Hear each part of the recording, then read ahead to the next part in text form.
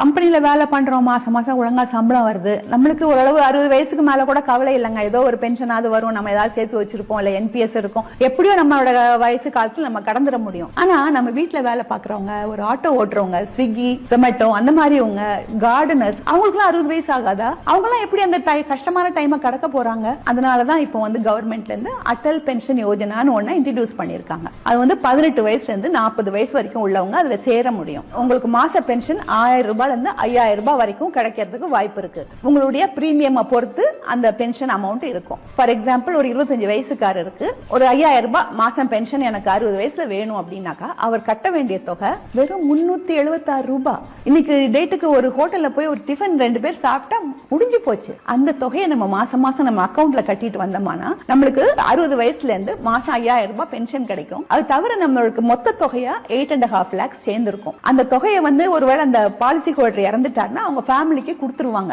எத்தனையோ ஏமாத்து திட்டங்கள்ல போய் சேர்றதை விட இந்த மாதிரி கவர்மெண்டோட திட்டங்களை சேர்றது நல்லது இல்லையா? சோ ஒருவேளை உங்களுக்கு இது தேவைப்படாம இருக்கலாம். உங்க கம்பெனில ஒர்க் பண்றவங்க இருந்தா அவங்களுக்கு இந்த அக்கௌண்ட்ல சேர்த்து விடுங்க. அநேகமா எல்லா பேங்க்ஸ்லயுமே இது அவைலபிளா இருக்கு. உங்களுக்கு ஒரு SBI அக்கௌண்ட் இருந்தா இந்த அக்கௌண்ட்டை நீங்க சேர்த்து ஓபன் பண்ணிக்கலாம். ஒருவேளை யாரும் அதுக்காக பேங்க்குக்கு நீங்க போன உடனே வாங்க வாங்க இந்த அக்கௌண்ட்ல சேர்ந்துக்கோங்கன்னு சொல்ல போறது இல்ல. நம்மளாதான் கேட்டு இந்த அக்கௌண்ட்ல சேரணும், இல்லைன்னா மத்தவங்கள சேர்த்து விடணும்.